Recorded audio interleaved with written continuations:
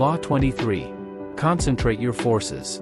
You gain more by finding a rich mine and mining it deeper, than by flitting from one shallow mine to another, because intensity defeats extensity every time. We are all in a state of total distraction and diffusion, hardly able to keep our minds in one direction before we are pulled in 1,000 others. The modern world's level of conflict is higher than ever, and we have internalized it in our own lives. The solution is a form of retreat inside ourselves, to the past, to more concentrated forms of thought and action. As Schopenhauer wrote, intellect is a magnitude of intensity, not a magnitude of extensity. Concentrate on a single goal, a single task, and beat it into submission. In the world of power, you will constantly need help from other people, usually those more powerful than you. The fool flits from one person to another, believing that he will survive by spreading himself out. It is a corollary of the law of concentration, however, that much energy is saved, and more power is attained, by affixing yourself to a single, appropriate source of power.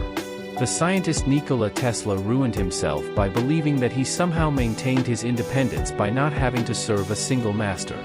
He even turned down J.P. Morgan, who offered him a rich contract. In the end, Tesla's independence meant that he could depend on no single patron.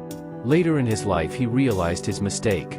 Michelangelo found this freedom with Pope Julius II, Galileo with the Medicis.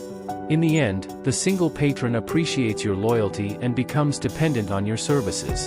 In the long run, the master serves the slave.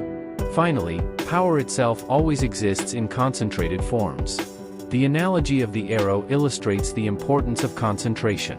You cannot hit two targets with one arrow. If your thoughts stray, you miss the enemy's heart. Mind and arrow must become one. Only with such concentration of mental and physical power can your arrow hit the target and pierce the heart. Finally, keep this in mind: being too single-minded in purpose can make you an intolerable bore, especially in the arts. The Renaissance painter Paolo Uccello was so obsessed with perspective that his paintings look lifeless and contrived. Whereas Leonardo da Vinci interested himself in everything: architecture, painting, warfare, sculpture, mechanics. Diffusion was the source of his power. But such genius is rare, and the rest of us are better off erring on the side of intensity.